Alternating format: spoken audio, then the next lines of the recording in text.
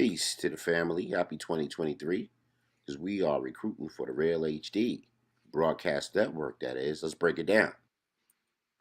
The broadcast network is coming at you in 2023 with news and awareness, teen culture, music and production, Amazon, college sports, pet show, live music, sneaker show, black anime, and much, much more. Tune in to the Real HD broadcast network. All shows on the Real HD Broadcast Network are in need of hosts, panelists, IT reps, PR reps, social media managers, producers, and metaverse specialists.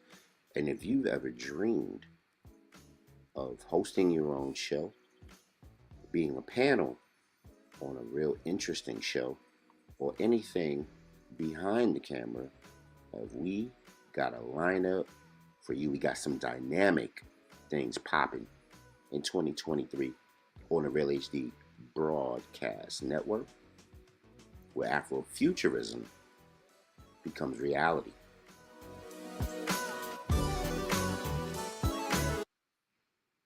Look out for us recruiting at a venue near you. Let's shine on the rest of the 21st century. Do it with the Real HD Broadcast Network. We out.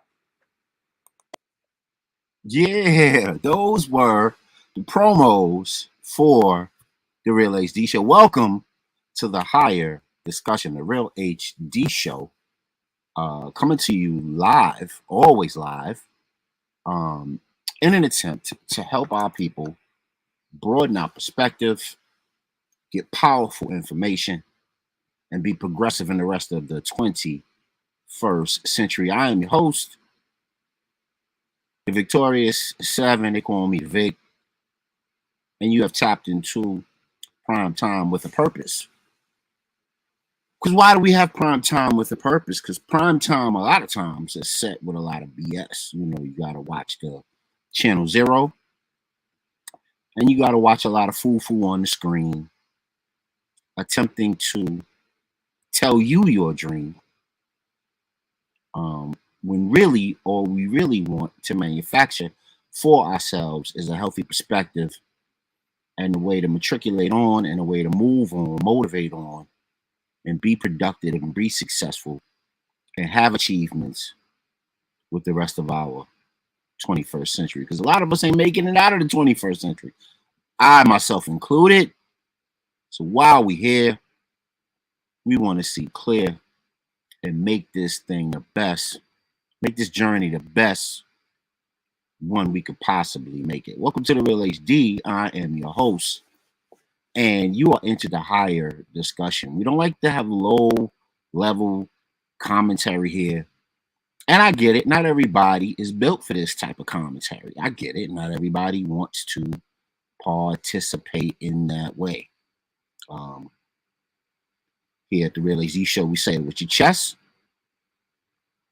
but we also mentally invest in what we're saying before we say it. This is not a show where you're gonna, pop in and be extra on any of the political aisles or any of the political parties. You're not going to be, we don't have echo chambers here. We have intelligent dialogue that stretches the discourse so that we can make something of ourselves and our families in this 21st century. Welcome to the Real HD Show. And we are here tonight for this right here. You guys remember that old Sesame Street skit? One of these kids is doing his own thing. Tell me, can you guess which one? One of these kids. And now we play our game, right? And you had to figure out of the 6 shapes or 4 shapes on the screen and the activities that were going on the screen, who was in the pattern and who was outside of the pattern. You know what I mean? So what does Kodak Black, Byron Allen, and Matt Walsh all have in common? They're part of one wild show that is tonight, the Real HD Show. So hey, everybody in there, we blasting off from 5 Facebook channels. We are blasting off from YouTube. We are on Twitch TV. All you gotta do is go to Real HD Network. We are on Twitter. We are on Instagram. We are on Trovo Nation. We are on Mob Crush. And we are on D Live for you guys in stereo. Here we go. Let me know in the chat if you guys can't hear me. That's important. I need to know that. Put it in the comments so I can go in there. If you don't see me and if you don't hear me, please throw a marker in the comments so I can make a change and everybody can enjoy the festivities that is the Real HD program. So we here tonight for once again this year, and we're hoping to have a gang of folks join the fray. I threw out a bunch of invitations. I hope people accept. I hope people come on up, shoot they shot, say they say it your way before mass media says it for you. It's your voice, your victory, right here on the Real HD Show, where we play chestnut checkers. We want a deeper perspective on the things that matter to you, that matter to our community, and the macro community at large. We take them blind, crippled, or crazy, but we want family first. So come on in here, pile on in here. The water's fine. Put your toe in it, put your foot in it, put your thigh in it, jump on in. We're getting deep enough to swim in on the Real HD Show. So what are some of the issues that we're going to be dealing with? Oh, let me just make sure, if this is your first time watching the Real HD Show, the Real HD Show is a special entity because we take those chaotic headlines and we present them to you in our own perspective, and we try to give you a manageable or contextual explanation for what you're seeing and what you're watching, and then we solve that problem with freedom music. Unfortunately, we had to learn over the years of doing this on the Real HD Show that playing the music during a live broadcast used to be the it, right? But unfortunately, even though I have copyright permission to do this, you know, these social media streets love to kind of mess with your content and shadow ban you and do all kind of foo-foo nonsense to your honest and honest to goodness production that you are doing for the people.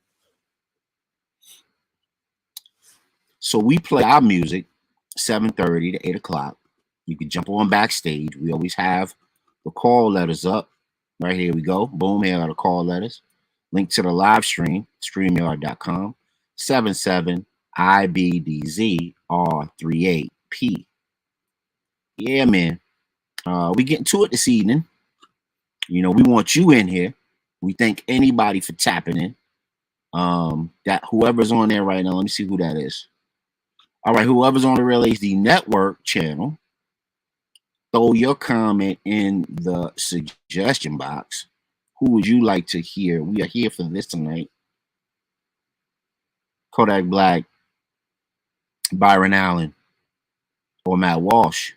What do these things have in common? One wild show this evening. Tell us which one you guys want to see first, and we will get that up there. But until we do that, we are going to go to a video. That's how my grandmother used to say it. We're going to go to a video, right? And we are going to see what we see in terms of the video and what that got to do with our night tonight. So as usual, we will give you some setup videos, some setup topics before we get to the main ones.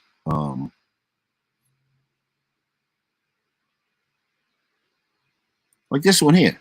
I don't know if you guys are aware of this, but it's a definitely interesting thing that's popping, and it's happening as we speak. And wanted to get the families um, take on this because I think it was interesting. We'll play that video later. Um,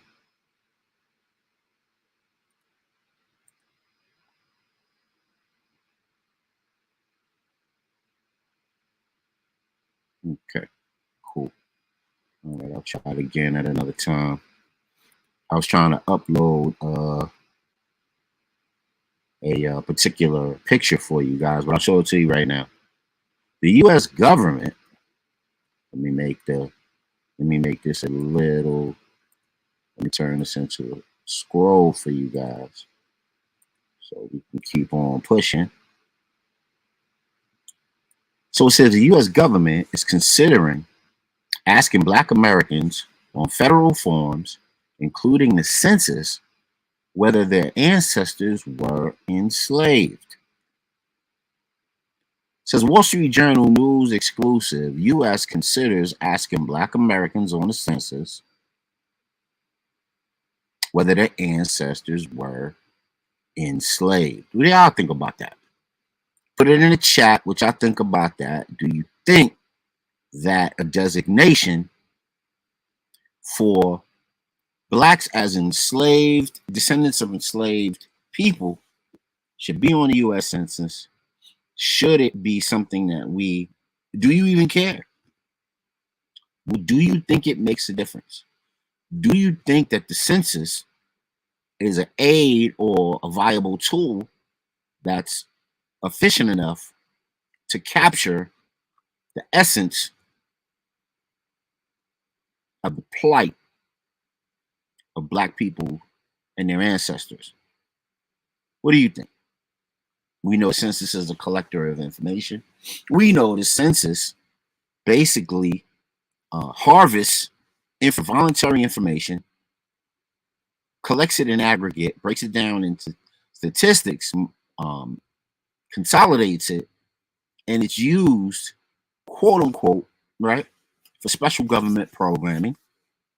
I think it's just basically information harvesting, in my opinion.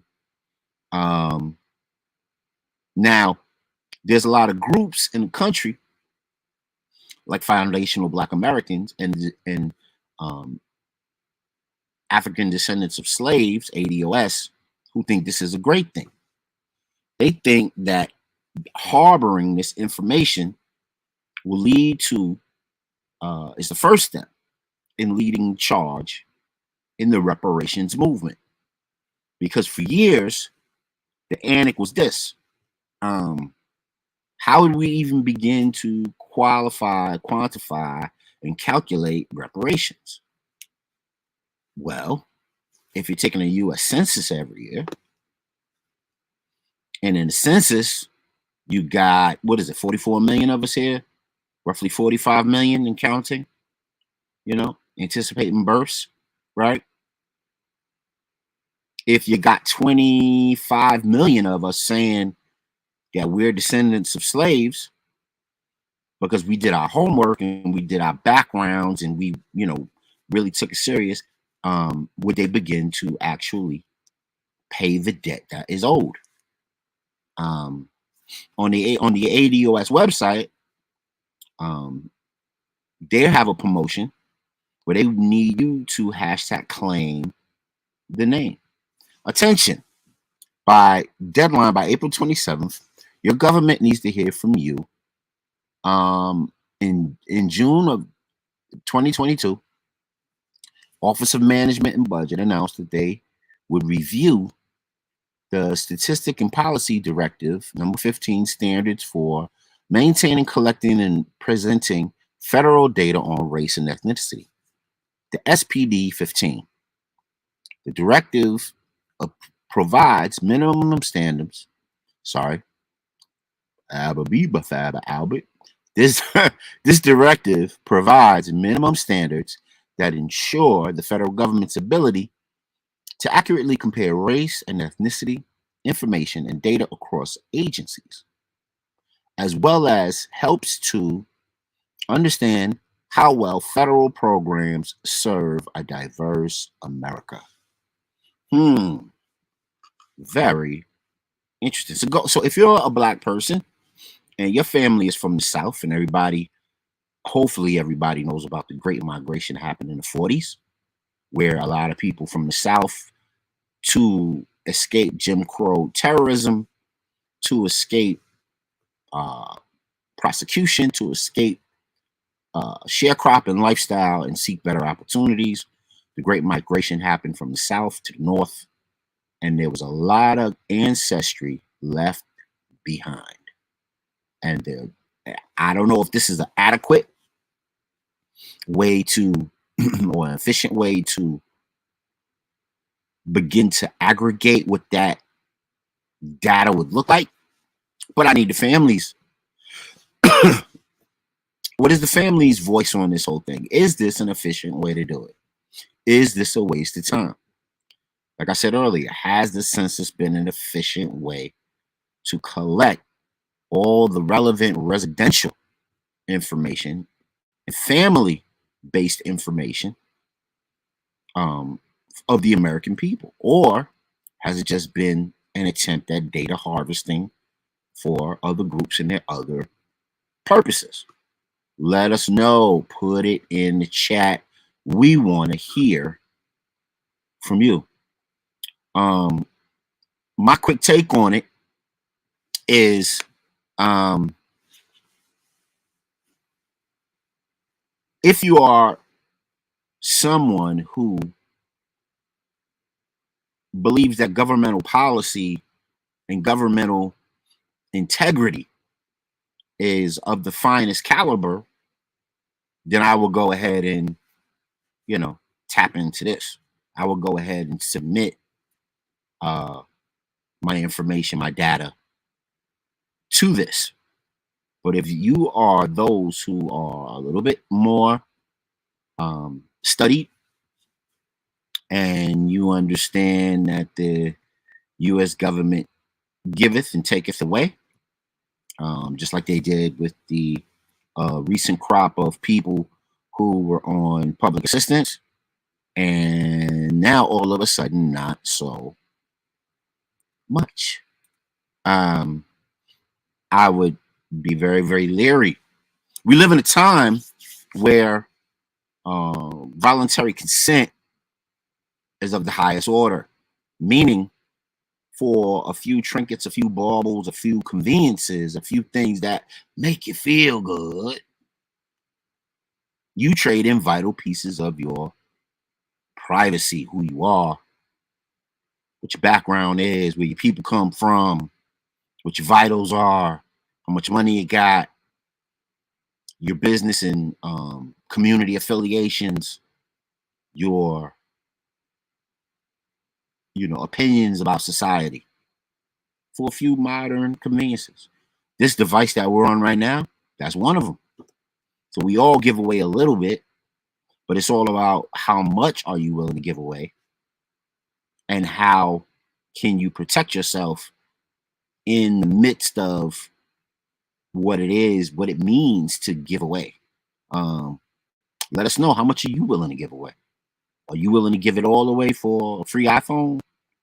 You willing to bust it wide open for a brand new car? Or are you willing to go the extra mile for the bare minimum?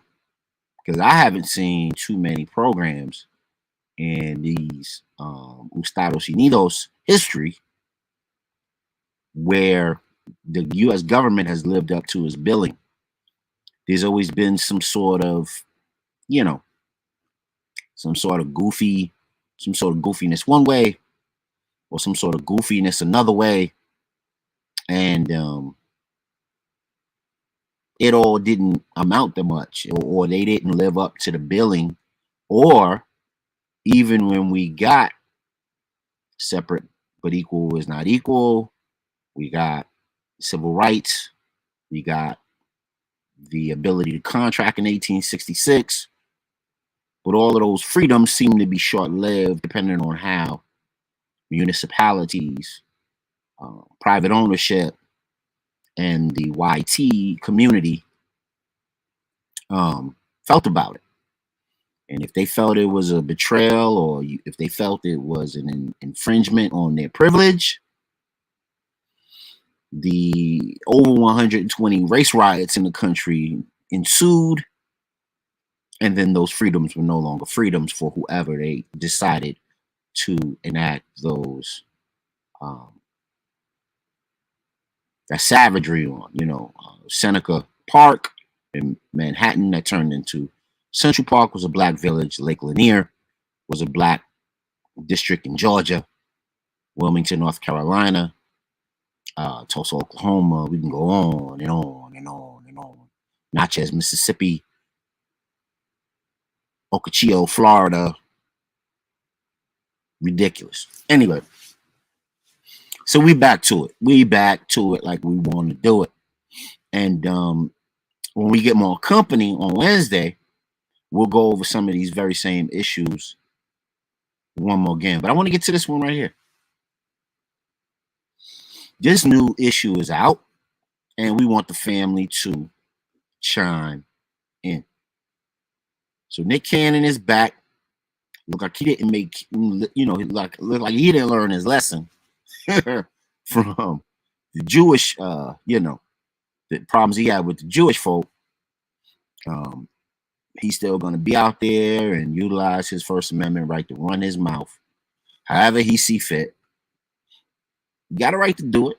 I would just say to him, be ultra smart with how you're going about what you're proclaiming, dignifying, and signifying in the macro community, because it all comes back to you. And with this thing called online community, your opinion will always be there in some sort of link, clip, soundbite, and making heavy headlines for people to use as receipts against you. What do we think? Let me jump right in. Let me grab the article, boys and girls. It's the deadline. And it is Nick Cannon. Usually I have this loaded up. Bear with me, family. We're going to get to it. Table. All right, we got it. So I'm going to read y'all the byline real quick, and then we'll jump into what this is, what it might mean. Nick Cannon is reacting to the news of the cancellation of the Red Table Talk show hosted by Jada Pinkett Smith, Willow Smith, and Adrienne Norris, which is Jada Pinkett's mom. After the Deadline broke the news that Facebook Watch is shutting down and putting an end to its original programming, Cannon said the cancellation of the show was good.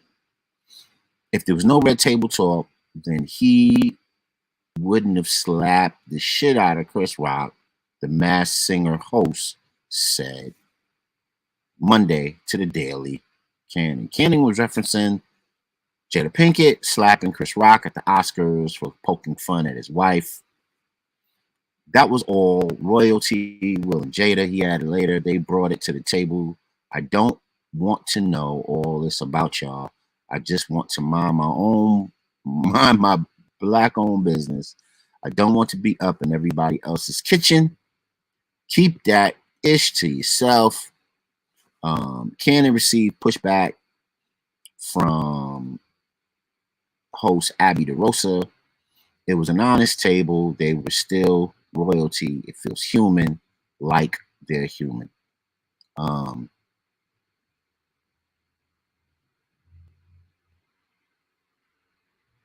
Now, I'm sure that the Smith Pinkett, or the Pinkett Smith family will find a home for this show. There are way too many outlets. Like, I'm on about 15. So there will be another outlet that will pick this show up and run with it. things you need to ask yourself is, why did the show get canceled off of the Facebook network? Things to make you say, and wasn't it Cannon right? Was he right about, if the show wasn't so sensational, controversial, gender splitting, and creating so much controversy, would the famous Chris Rock slap happen?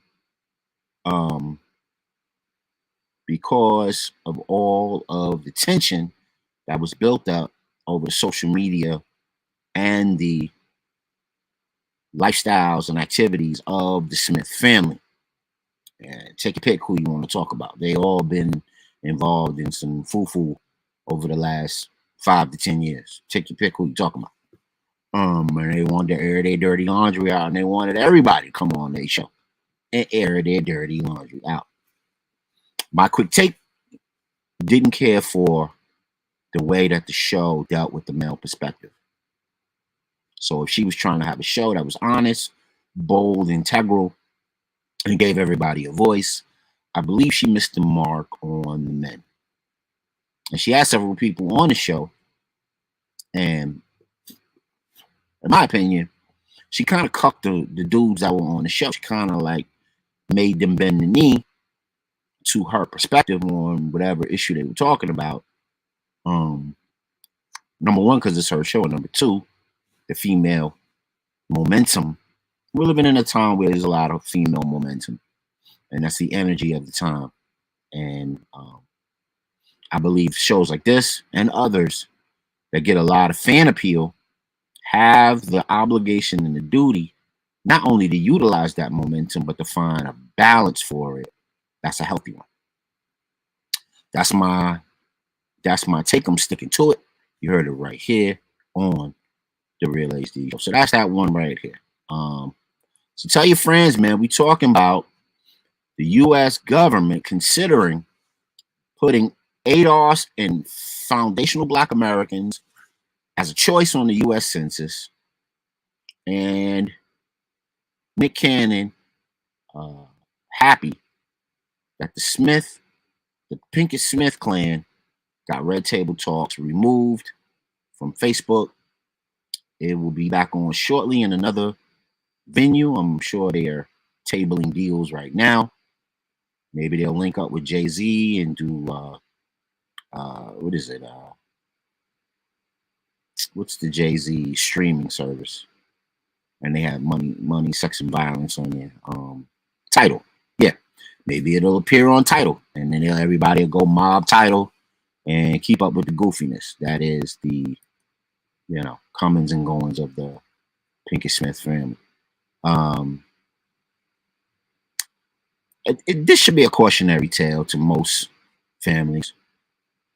Please have balance. I know that's kind of hard in this day and age where, people want to do a lot of what they want to do and be very, momentous with the feminine energy, and carry that into the day and the night, depending on where you are and what you are.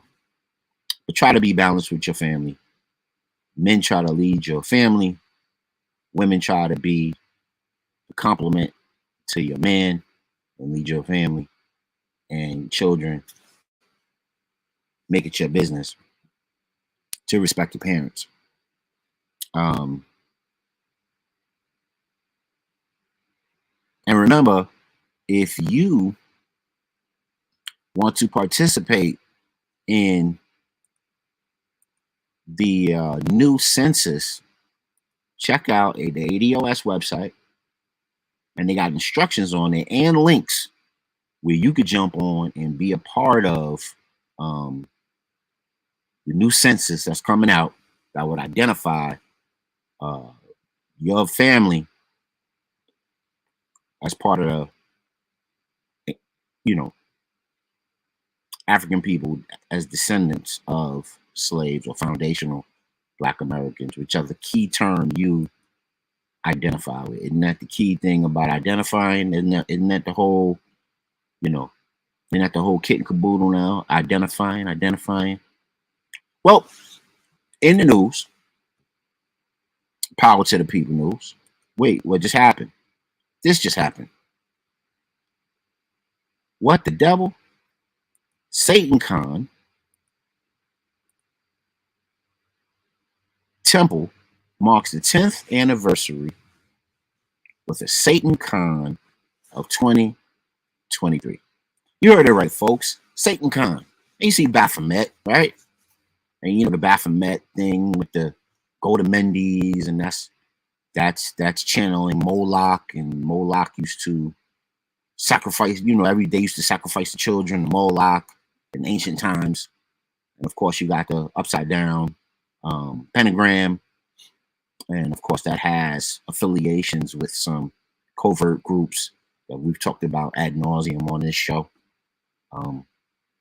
So just like they have a Comic Con, they have a Satan Con.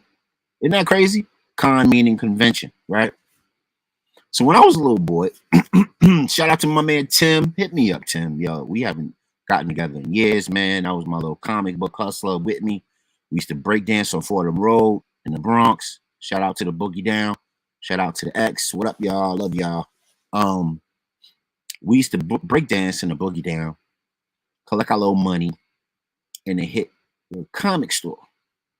And then if we had like some mint comics or some comics that was worth some exchange, we would take it downtown to the comic conventions. They'd be like downtown New York at the Sheraton Hotel, or the Hyatt, or some fancy smancy hotel.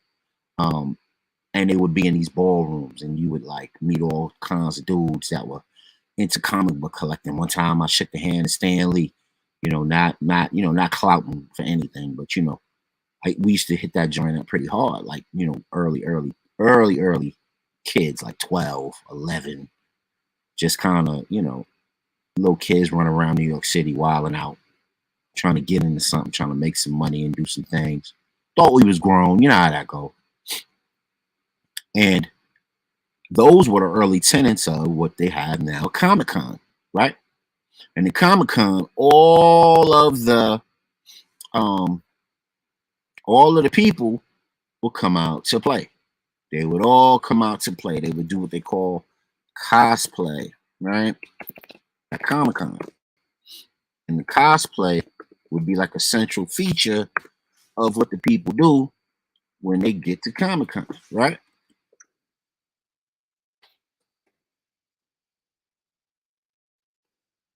Let's see if I could pull this up without wasting too much time. Yeah, so I'll share my screen and show you a little bit of what happens for those who don't know. For those who have no idea, I'll show you a little bit what goes on at Comic-Con. So hopefully you guys can see this. And there it is. People come. I know that's a little small of a picture. I'll try to enlarge it. There you go. So as you can see, you got all your Marvel superheroes. You got your DC superheroes and villains, right? And superheroes of any kind for that matter, right? Because it was Marvel, DC used to head it. There used to be Dark Horse. There used to be a couple black comic brands, but those wouldn't last for the most part. They would kind of like die off, you know what I mean? And of course, they had one last year. This is like people dressing up like people from The Boys. Let's see if I can get that popped up. Maybe I should have just went to images. Yeah, so see this dude here? He thinks he's like Neo in the Matrix. And then they had different things like that. You see The Rock as Black Adam. Different places, different things like that. So now, take that inference, right, and stretch it on into what is now Satan Con. So let's keyword that. I haven't even done that yet. I haven't even done that as part of my research. Let's see what some of the pics for Satan Con look like. It's should be wild. So if people are coming to Comic Con looking a certain way, what do they look like coming to Satan Con? Let's look at some of these images. Oh, yeah, you guys see him. Got to see it to believe it. Got the Grim Reaper right there, right?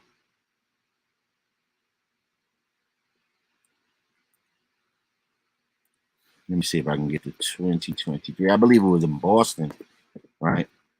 And let me show you guys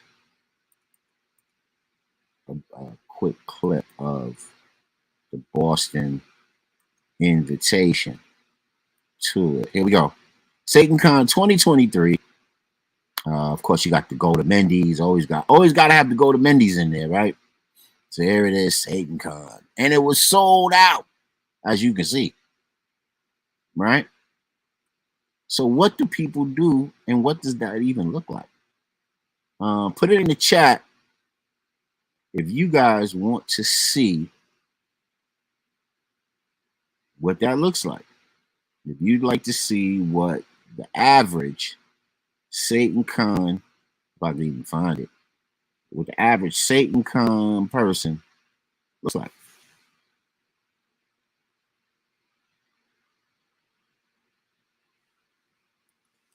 Yeah, man. So that's what we're talking about. We're talking about SatanCon. How do y'all feel about that? And as usual on the show, let me stop sharing that.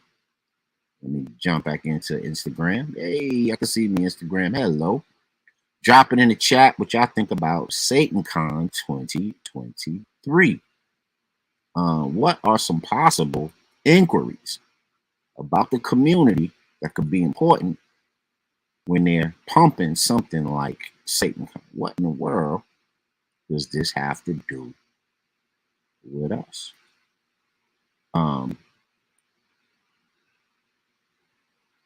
Is Satan something that our community relates with? Do they relate with it? Do we have a good relationship with it? Do we have a opposing relationship with it? What if I told you that the beast of the Middle Ages that they thought looked like black people look like this Baphomet dude?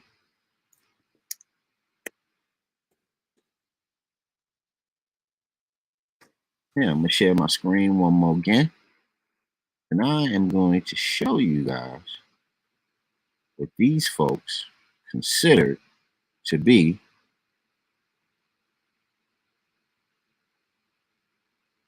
Satan. The imagery, the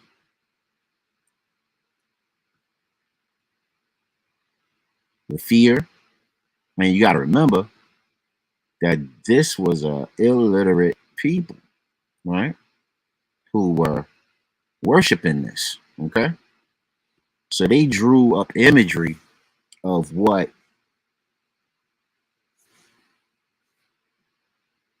Let me take it back.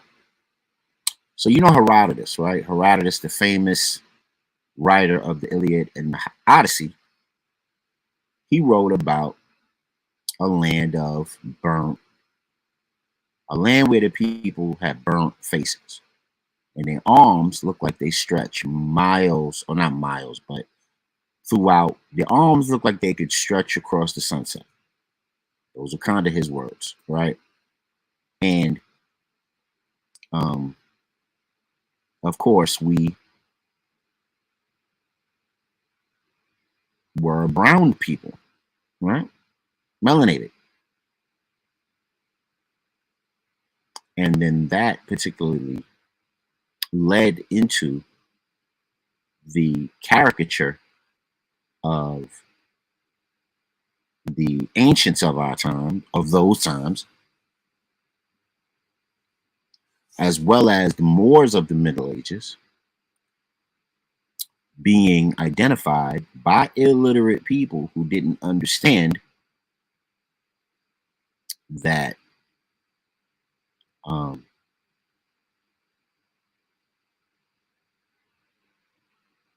these punishments enacted um, by the ruling class at the time that were the melanated groups of the period of those periods, right? Whether we're talking ancient times, we're talking uh, not prehistoric, but ancient times. We're talking um, return of BC to AD, and then the Middle Ages. Um,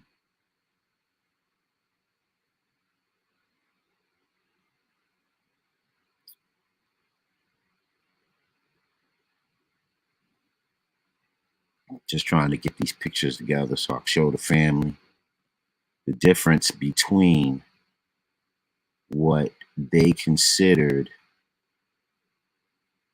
what black people look like in those days. They won't say it to you, but this is what they attributed to you to be like.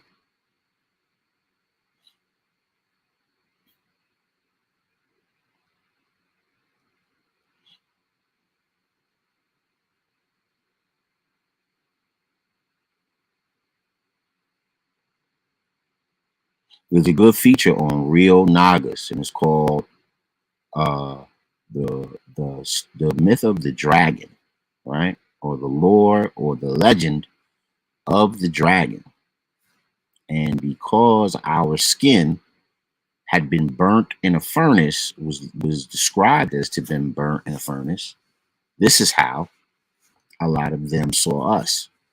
And because we had the technology of the day, and this was an illiterate people, this is how they saw that technology being ushered to them. It was ushered to them in a way that was scary. It was ushered to them in a way that was, they felt like they were children to it, as you can see here, you know. And what was interesting about how the Gotamendes always seems to pop up, this figure right here is the Gotamendes. The Gotamendes always seems to pop up when you're talking about Satan or the devil or Lucifer, the light bringer, right? And then, of course, Osiris or Usar of Kemet was kind of equal to the light bringer, right? You can kind of look it up. How do we feel about being aligned with the Gotamendes as an identifier or a marker during those time periods?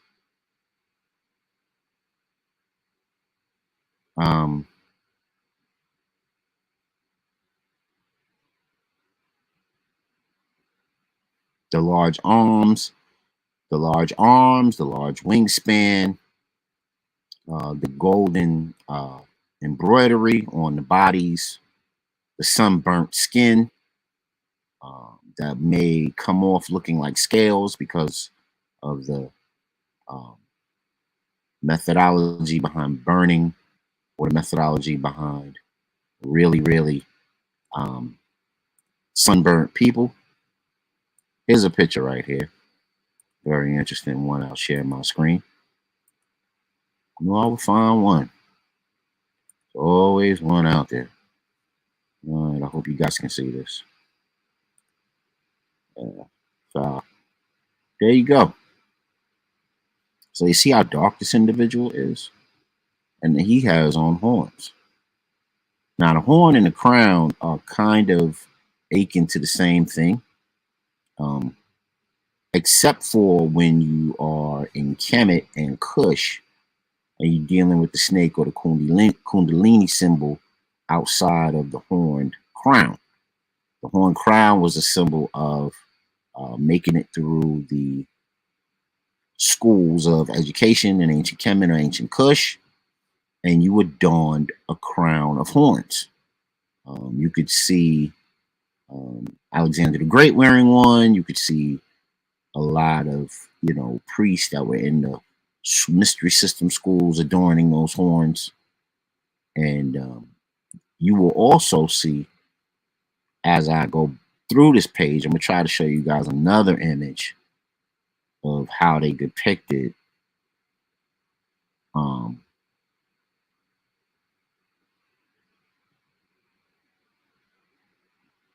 here they are defeating the red dragon. Okay.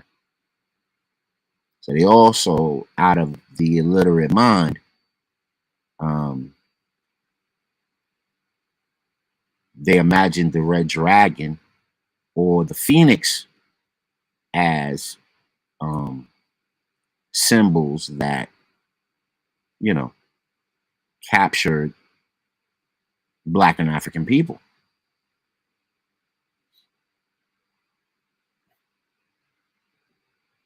Here's another one. Okay. So you see these particular caricatures, melanated looking caricatures with horns on their heads, right? Browned out, right? Red and brown, clay and brown, right? And they're,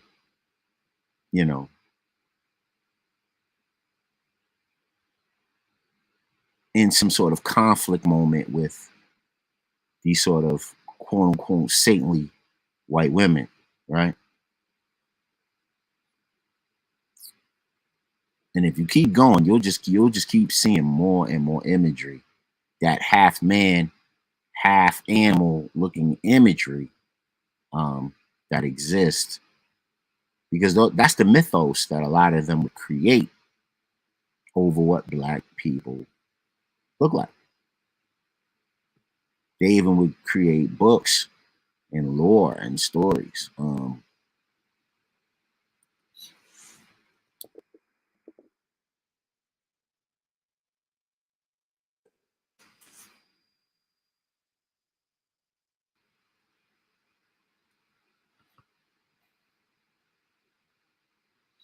Here's another one.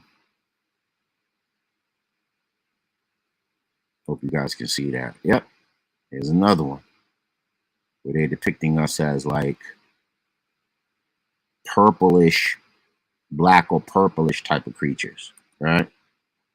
They just don't get what we are, what we do, and our majesty. So we must be some uber threat, ready to kill them, ready to destroy, ready to terrorize and obliterate. And then you create all kind of mythos, all kind of fantasies, all kind of legends in your mind that you attempt to nationalize and centralize your people around.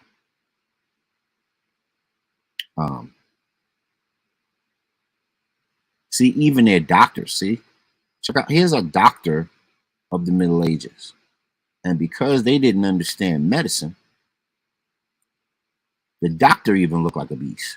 See that? Even the doctor had the caricature.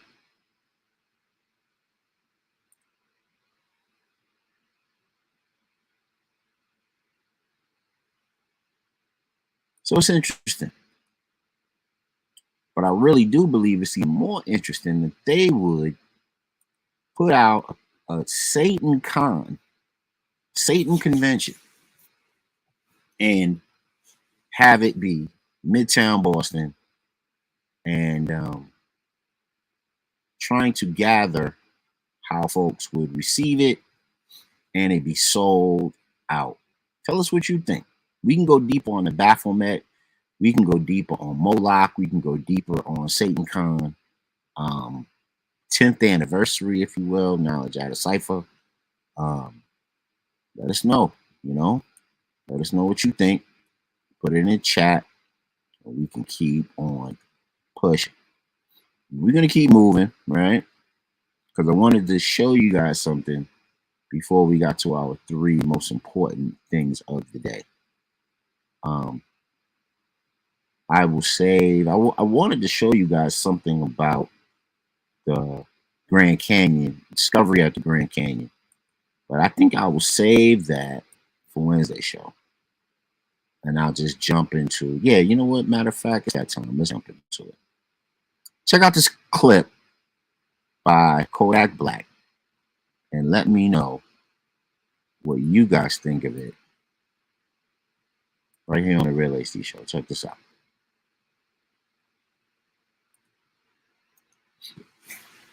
Is it for you to carry Haiti on your back when you out here? I got to, cause it's like I rock with Wyclef, you know, but when he did it on a whole nother vibe, you know, and he did it, and I'm bringing like this new wave. I'm bringing this new wave, and it's like, and they loving it.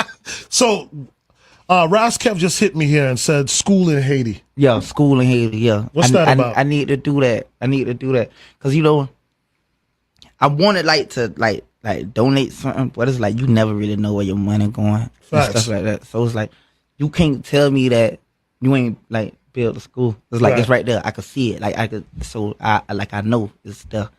I think that's a great idea. Yeah. What made you think of that? Just to show love over there. I never been to Haiti. Damn, my mama don't want me to go. She don't want me going over there. But it's Why just not? like it's crazy. I tried to go when my grandpa died, but it's like, you know, a whole lot of voodoo, a whole lot of like crazy stuff. I probably don't even come back if I go to Haiti. Nah, you'll be all right, Man, them man. people probably eat me, man. Nah, you'll be all right. Man, them people probably eat me, dog. You'll be all right. I think if you go to Haiti and perform, listen, I probably come back and won't be able to rap again. And dumb, like stupid, man. like just like crazy. Nah, I think you'll be all Yeah, right, it's man. like that over there. Like, I think they'll show you so. I think they'll be Haitians so will put happy. woo on you for no reason because you're smiling, you know. But yeah, my grandma, she got a house in Haiti and stuff. I just like want to show love, just spread blessings. Yeah, just go out there. There you go. So that's Kodak Black running his jet. And I think, you know, the reason why he's one of our, you know, central figures of the evening. Let me go back to it. All right. One of these kids is doing their own thing. So now we on to Mr. Kodak Black. So let's go take a look at what's going on with him. Let's put it right up on the screen. Yeah. So Mr. Kodak Black was in the news. That was a 2018 take. And since then, he's been, I guess, trying to make up for being so salacious, being so sensational and bombastic about what he's doing. So on one hand, he's trying to honor his country home origin, right, of Haiti. And on the other hand, he's running his jip about all of the stereotypes that have been proliferated by the Western world about Haiti. And a lot of people haven't been there. A lot of people haven't really, you know, taken to what the culture is, what the people is, what the history is. A lot of people don't even know the contribution of Haiti to the war in Louisiana in 1811. And if it wasn't for the contribution of Black Haitians to the war of Louisiana in 1811, Black people in America and Black people in, you know, Haiti would look vastly different.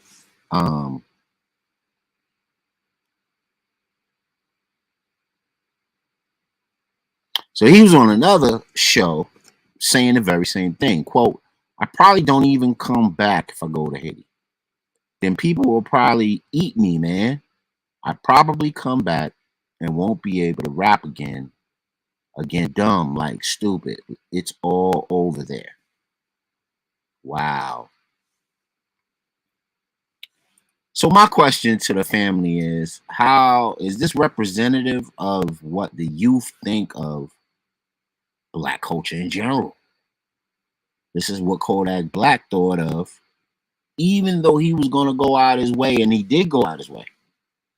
He donated about $50,000 to, you know, give Haitian people water when they had their crisis, and still talking this way. And you'll often see people, Nicki Minaj had her disparaging things to say about Martin Luther King and Rosa Parks. Rihanna had some disparaging things to say about Martin Luther King. And my contention, the reason why I brought them up, hoping for more interaction from the family. So put it in the chat what you guys think about what I'm about to say. How do we feel? Is this the millennials and the Z's outlook on Black history and culture? Because it's tremendous Black history and culture in Haiti. Tremendous Black history and culture in Louisiana. And somebody failed that young man by not passing down the contribution of Haitian people to the Americas. Like I just mentioned, the War of 1811. Go check that out. There's some YouTube videos. I played one, as a matter of fact. Go check that out, right? And let us know what you think about some of the Haitian contributions. The Creole and the native of Louisiana, the Indians of Louisiana, Kodak, they wouldn't be who they were if it wasn't for the imprint of Haiti on the state of Louisiana. So it's interesting. Do most Black kids in this era of touch convenience feel as disrespectful to the lore, to the contribution, and to the presence of Black culture and its lineage and its proud history? And if they do, why is it? If they feel that way, if they do feel that they are adverse or disrespectful to Black culture, why do that? I find that super interesting, and I think it has a lot to do with the concept of the lost cause. And the lost cause was the ideologue or the mantra of the Confederate districts of the South, and how they wanted it to desperately hold on to what they believed was proud and proud lore, and the fact that they went down hard with the ship and they created this narrative that exists for a lot of Americans today that are conservative. And they also monopolized the publishing and printing of textbooks to reflect this attitude and this mantra of Southern lore, Southern pride. And you can find those textbooks in any education classroom, Hufflin Mills, et cetera, all the way down the line. All of the education brands that print all the education textbooks that matriculate themselves all over the country, educating your child, come from the Daughters of the Confederacy with the Lost Cause theme in tow, and it's integrated into everything that they've been learning. And then when you see a dude like Matt Walsh, who is the next co-star of our presentation tonight, let's get right to Mr. Matt Walsh, right? Let me share my screen. And he seems to believe that all of us today would be in a worse spot if slavery never existed and that colonization was great for the American people. I'm going to play a little bit of that clip. I hope you guys can hear it. If you can't, let me know. Real HD show. Of course, that's only one argument against the reparations idea. There are many more and better ones. I've outlined most of them on the show at various points in the past. But today I'd like to talk about and call attention to a different argument against. So his thing, I'll pause it for just a second. His contention is to argue against the rising need or the rising demand for reparations for melanated Black and African people. And they come up with all of these foo-foo notions of why that shouldn't be a thing. Dr. Phil just said it would be a total disaster because Black people would mismanage the money. That's cap. Miss me with that one. And now this guy tries to come up with these salient arguments, what he thinks are salient arguments, as to why reparations shouldn't be owed. Because, of course, now there's a lot more momentum for it. There's a lot more vigor. It's in the floor of Congress. So, anything could happen. And he's presenting his crazy argument as to why reparations is not a good thing. And he brings it back to slavery. Not that we don't have almost 150 years after slavery that we were terrorized, brutalized, subjugated, and had savage inequalities that deserve repair. But check this out, Real HD Show. Reparations, one that is, by our culture's standards, rather unspeakable, which doesn't mean that it's wrong. Rather unspeakable by our culture's standards. So the culture that he's talking about. He's speaking directly to a YT audience. Show Miz. In fact, it normally means precisely the opposite. A guy named Wilford Riley, who's a college professor with a decent social media following, who also happens to be a Black man, made this point on Twitter yesterday. Here's what he tweeted. An awkward historical fact, which genuinely complicates the reparations debate, is that Black Americans are just obviously better off on average than we would have been had our ancestors never come to the United States. Pointing out something this self-evidently true isn't justifying slavery, which was obviously terrible for slaves and existed globally in 1850. But no one arguing for that $5 million today in LA is or has ever been a slave. Pro-POC affirmative action has been the law since 1967. Okay. So I'm not going to go too much down this rabbit hole. I'm just going to debunk that point that he just made. And that brother, like Kodak Black, is the very point of what I'm trying to get at with bringing up Matt Walsh and this diatribe of his about reparations and talking about slavery, because, of course, reparations is the repair for slavery. And America institutionalized slavery through government. You never hear these jokers talk about that. Slavery, chattel slavery, was the law of the land until the Emancipation Proclamation in 1863, or you could even say Jessup's Compromise in 1839 with the Seminoles in Florida, right? And the Seminole War, right? But outside of that, that was the law of the land. It was legal to enslave people for their life. Black people, it was legal.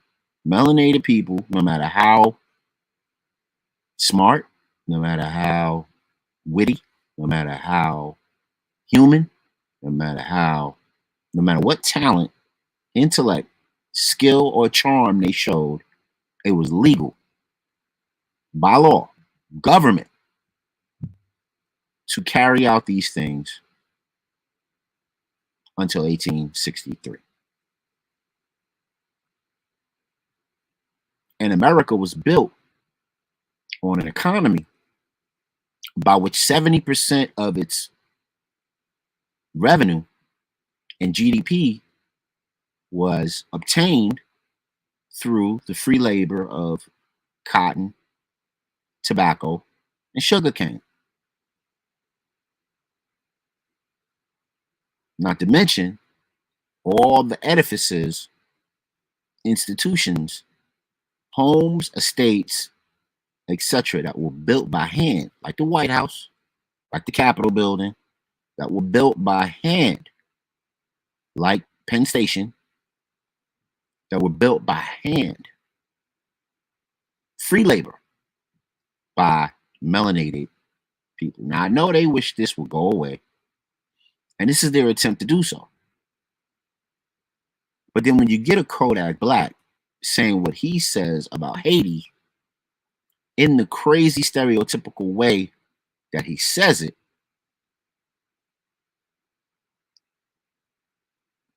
is he using the education that he got, that poor Florida education, because he's from Florida, is he using that education that he got to perpetuate stereotypes that the U.S. government and private institutions have kept in circulation for all this time and infamy? Let us know, man. Put it in the chat. What do you think? Is Kodak Black a product of a poor U.S. education that promotes stereotypes and gender and racial inequalities? And is Matt Walsh's diatribe nothing but a reinforcement of what Kodak Black has been taught? Because after all, didn't we have to learn that? Didn't we have to take tests about colonization? We had to know all about it. We had to know the major players. We had to know the pros and the cons. We had to know the protagonists and the antagonists. We had to know the outcomes. And there was a big ass rationalization with all of it. What's the big ass rationalization?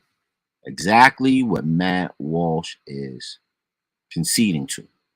He's conceding that because of the nation that America turned into,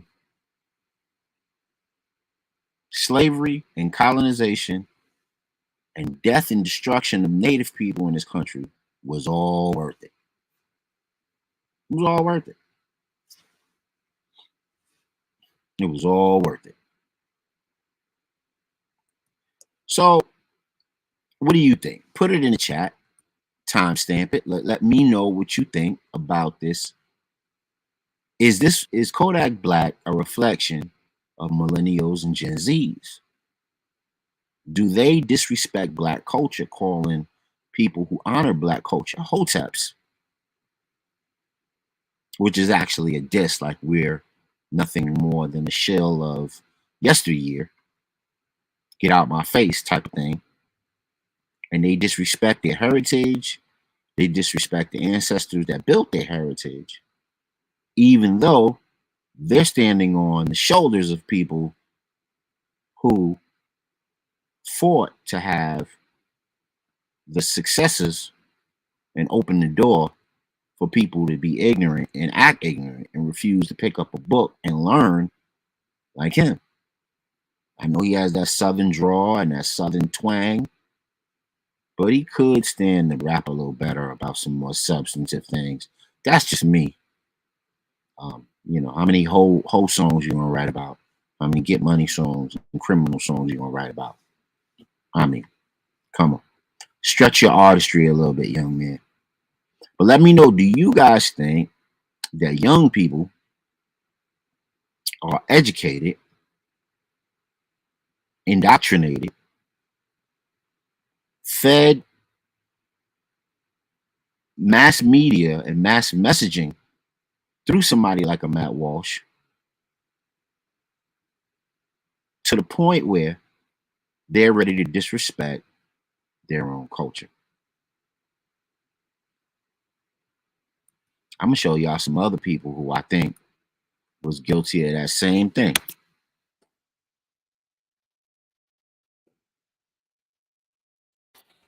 One second. I think this group was also guilty of brainwashed education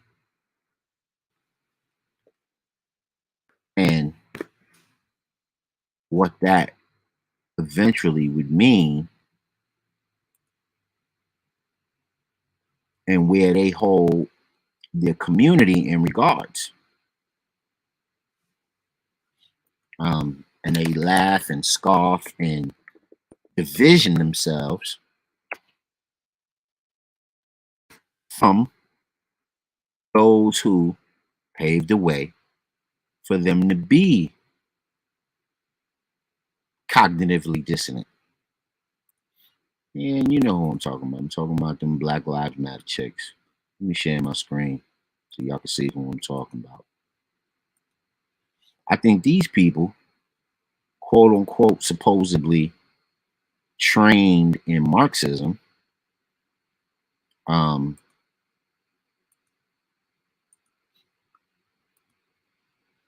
given a faulty education as well. Not one that certainly would help our community at all, because they called themselves trained Marxists. And then they flipped the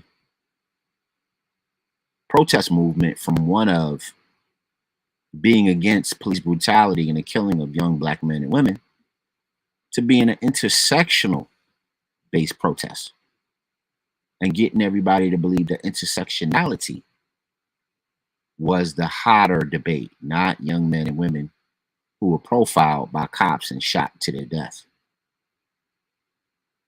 And created a chasm and a schism and a divide based on how they were educated. So just like how this young man was educated, they were educated as well. And they certainly showed it. But I'm going to get off that trumpet. You guys heard me plenty of times go in on them chicks and their, $1 million lifestyles. I don't know anybody who has a good word to defend about the choices, temperament, and outcomes that they afforded themselves and the rationality behind it. It's all poor. It's all with no integrity. You know what I'm saying? But then we do have a light in the darkness. We do have a beacon of hope. People fighting a good fight for the right reasons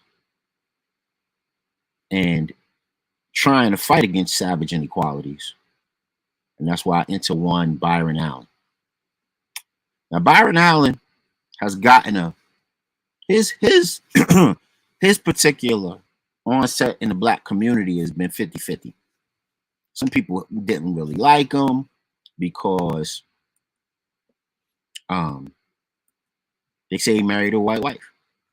But Byron Allen was a comedian, subpar comedian. He was okay. He's decent stand-up comic, Very hard to be a stand-up comic, and he was doing it. But he, like others, were enterprising enough to parlay what he did as a comic into a business mogul. And he winds up buying the Weather Channel and a bunch of TV channels that didn't really get a lot of play because none of the cable companies wanted to do business with Byron Allen. So Byron Allen took him to court. There was a lot of back and forth of about maybe 2 or 3 years ago. And Byron Allen wound up settling out of court with Comcast and got himself 7 channels and a distribution deal for the 7 channels that he owned. But Byron Allen made history doing that using an old school law that was on the books since Reconstruction days that nobody paid attention to. But this is his latest adventure in law, and I love it. Byron Allen sues Nielsen ratings for fraud. So just as much as you would hate the brother because he married a white woman, you gotta love the brother's spirit of fighting for what's owed to our people in the way that he can. And the way that he does it is through Black image in television and media, which is kind of my field as well. So I'm liking what he's doing. This is the Allen Media Group is seeking billions of dollars damages, accusing the company of fraudulent misrepresentation and fraud by concealment. So we know what the Nielsen group is. The Nielsen group is the business group that does the TV ratings, the TV aggregate counting for those who watch television. And of course, that plays into population distribution for ad revenue, ad contracts, etc. So 3 companies owned by the media mogul Byron Allen have filed lawsuit alleging fraudulent misrepresentation and fraud by concealment. The data the company measures audiences for the television industry.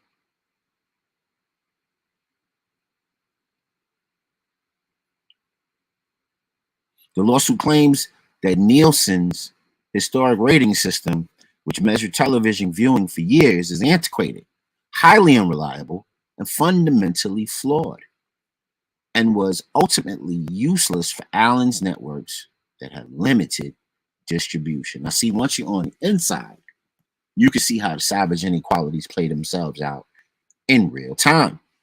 So, in other words, if he was trying to, well, let me read this, the next byline. Allen further alleges that the ratings are deliberately concealed, the fact that its measurement systems are unreliable and therefore cause entertainment studios and the Weather Group to pay millions in fees per press release. Several other networks receive similar deceptive services from Nielsen, according to the lawsuit. The lawsuit is about outdated, unreliable, broken television rating service and resulting harm suffered by media companies who rely on Nielsen to sell ad time. So why is this important? What the hell do this have to do with us? Because according to a Nielsen ratings composite in 2011, Black people lead in watching television. They lead the nation, but not by a little bit, by a large amount proportionally, right?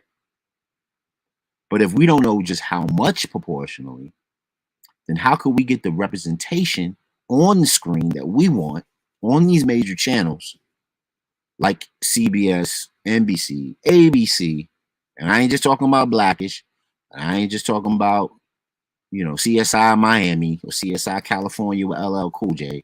I'm talking about having just as much distribution, if not more, than the YT people that are seen on television.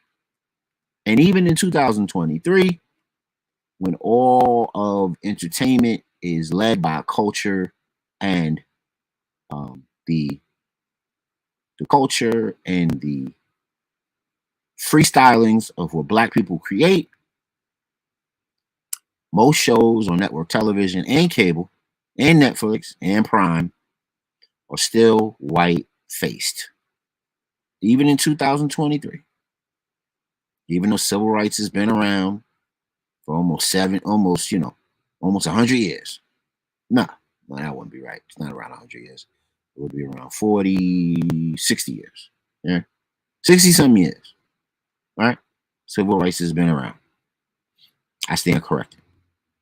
We're still seeing we're winning Oscars. We're putting up numbers. Luke Cage broke the Netflix algorithm because too many people tuned in to watch it.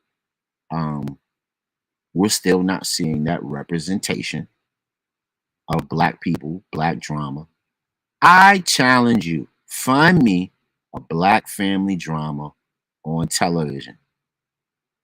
Total Black family drama on network television. I'll wait. Put it in the chat. If you know all Black, and I ain't talking about Blackish, that's a comedy. Show me an all Black family television drama focusing and centered around an all Black nuclear family. Father, mother, daughter, son, maybe grandparents, maybe a dog. They're living in a decent house, or not even a decent house. They're struggling, whatever they're doing. Show me that representation on network television and then compare it to everything else that's out there. you will see that there's next to none. So we applaud what Byron Allen is doing. We applaud that he found a savage inequality in the Nielsen ratings. And if the ad power is tied to the findings in the Nielsen ratings, and if this is what advertisers and corporate sponsors are using to have channels receive their ad revenue as plausibility for them to receive their ad revenue, it's time to fix it. Daddy said, fix it up. Get it going. Because it's outdated, unreliable, broken television, and it's a poor representation of who really supports television. And I'm not a fan of us being all locked into channel zero by no means. But if we're doing that, then that's what we're doing. And we should have those agencies or those sectors of industry reflect our buying and spending habits, our viewing habits. So that means we should see a shit ton more of black shows all over television than what we see. We are in a very, very low proportion to the majority YT type of channels and shows and programming that exists all over. That's why at the beginning of the show, I showed you guys everything that the Real HD network is doing. That's the main reason I showed you, because we need you guys to support what we're doing on the Real HD show. So tap in Wednesday when we do part 2 of this topic, and we should have our Real HD crew, family, and friends to commentate on here. Each one bring one. Each one bring one. Let's sing something. And let's make that Real HD the best show it can be. See you on Hump Day. Real HD show. Like, share, subscribe, and as usual, peace and walk with power. We got a lot of stuff for you next Wednesday. I ain't even get to half of the show I wanted to get to tonight. Because there's a lot more in the kitty. Let me give you a preview real quick before we come off. So we will get into the Department of Justice suing Tennessee over banning sex changes for youth. And then we will get into Wells Fargo and what they're doing with TD Jakes. We will get into that on Wednesday. And we will also get to what we didn't cover today, one more again. We will get into a topic called Parents Patriae. Parents Patriae. So if you want to rock with us, look up those topics, jump on in, and let's get it in next time on the Real HD show. Peace and walk with power. We love y'all. Love on each other. We out.